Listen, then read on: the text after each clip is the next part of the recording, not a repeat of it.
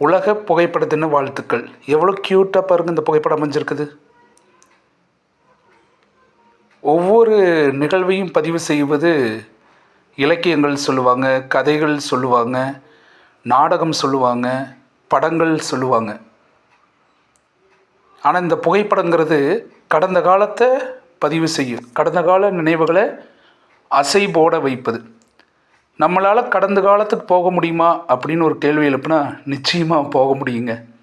நம்மளுடைய நண்பர்கள் கூட எடுத்த புகைப்படம், உறவினர்கள் கூட எடுத்த புகைப்படம், அதுபோக பார்த்திங்கன்னா இயற்கை கூட எடுத்த புகைப்படம். இந்த காலத்துக்கெல்லாம் நம்ம போயிட்டே இருக்கலாங்க. குறிப்பாக பார்த்திங்கன்னா ஒரு அதிசயமான நிகழ்வு புகைப்படம்னே சொல்லாங்க. அதுலேயும் பார்த்திங்கன்னா புகைப்படம் எடுக்கிறதுல நிறைய ஆச்சரியம் இருக்குதுன்னு சொல்லுவாங்க. குறிப்பாக ஒரு விதை முளைப்பதை கூட புகைப்படமாக எடுக்கலாங்க. பாருங்கள், இந்த புகைப்படம் பாருங்கள். ஒரு விதை 2-3 நாளுக்குள் முளைத்திருக்கிறது. அந்த விதையை கூட புகைப்படமாக பதிவு செய்யலாங்க. மழைநீர் பட்டு அந்த விதை முளைக்கிறது.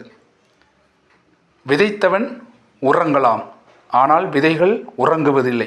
எவ்வளோ அழகான தத்துவம் பாருங்கள். அந்த செடி முளைப்பதை கூட புகைப்படமாக கொடுக்கலாங்க. கொஞ்சம் கொஞ்சமாக தன்னுடைய நிலையை உயர்த்தி கொண்டிருப்பது விதைகள் என்றால் மிக இல்லை. இதையெல்லாம் இதில் சொல்ல முடியும், புகைப்படத்தில் சொல்லாங்க. 1000 வார்த்தைகளாலோ இல்லை காவியங்களாலோ விளக்க முடியாததை, கவிதைகளால் விளக்க முடியாததை புகைப்படத்து மூலம் ஈஸியாக விளக்கலாங்க.